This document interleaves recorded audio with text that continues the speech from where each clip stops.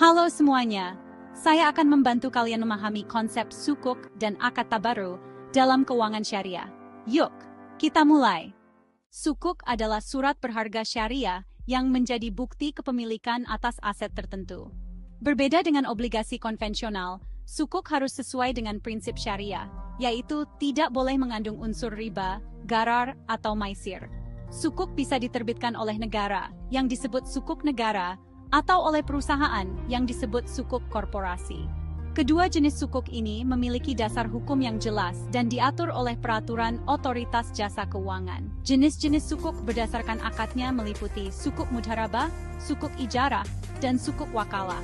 Misalnya, sukuk mudharabah adalah kemitraan antara pemilik modal dan pengelola modal, sedangkan sukuk ijarah adalah akad sewa-menyewa. CWLS atau Cash Wakaf Linked Sukuk adalah instrumen keuangan yang menggabungkan konsep wakaf tunai dengan sukuk.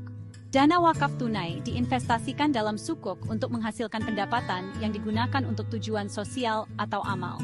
Dalam praktiknya, pencatatan akuntansi CWLS harus transparan dan sesuai dengan prinsip syariah, seperti yang diatur dalam PSAK 110 dan PISAK 12. Ini memastikan dana wakaf dikelola dengan aman dan efisien. Pengenalan akad tabaru.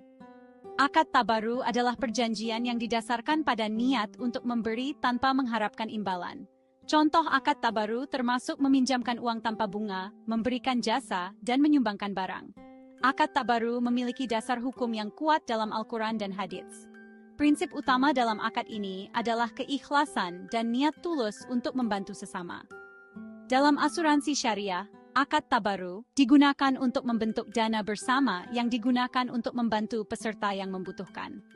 Prinsip ini memastikan bahwa semua peserta saling mendukung. Wa'ad secara etimologi bisa dikatakan sebagai janji. Konsep janji dalam transaksi keuangan bisa dipergunakan untuk janji yang bersifat tunggal dan paralel, atau juga transaksi yang bersifat multi-akad. Hal ini sesuai dengan fatwa dan MUI tentang konsep janji dalam transaksi keuangan dan atau bisnis syariah di Fatwa nomor 5 tahun 2012. Terima kasih telah menyimak penjelasan singkat tentang sukuk dan akad tabaru. Semoga informasi ini bermanfaat untuk kalian semua. Jangan lupa untuk terus belajar dan menggali ilmu lebih dalam lagi.